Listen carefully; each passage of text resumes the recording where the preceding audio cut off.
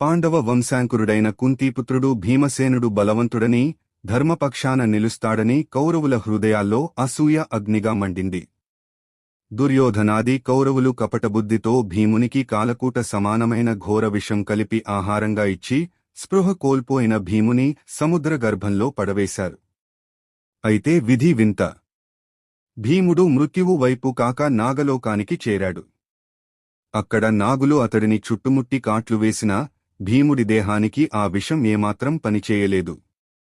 ఎందుకంటే మానవులిచ్చిన విషానికి దైవనాగుల విషమే విరుగుడు అయింది. కొంతసేపటికి భీముడు దీర్ఘ నిద్రనుంచి లేచినట్టుగా లేచాడు. అతని ఎదుట నాగరాజు వాసుకి ప్రత్యక్షమయ్యాడు. నీవెవరు అని అడిగాడు.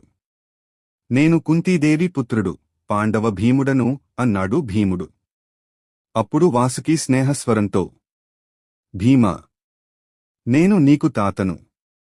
నీవు కాలకూట విషాన్ని జయించావు. నాగవిషం నీకు అమృతమైంది అన్నాడు. తర్వాత వాసుకి కాలకూట విషంతో సమానమైన మహాశక్తిగల పదార్థాన్ని గిన్నెలలో తెప్పించి, ఇది ఒక్క గిన్నె తాగటమే దేవతలకు కష్టం అని చెప్పాడు. కాని భీముడు చిరునవ్వుతో, 1 కాదు, 2 కాదు, 8 గిన్నెలను నిర్భయంగా సేవించాడు.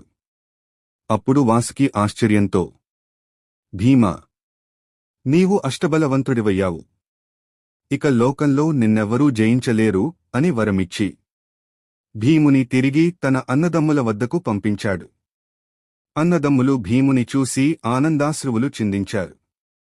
కుంతీదేవి మాతృహృదయం సంతోషంతో పరవశించింది. ఇలా నాగలోక వరప్రసాదంతో భీముడు అజేయ బలవంతుడిగా మారాడు.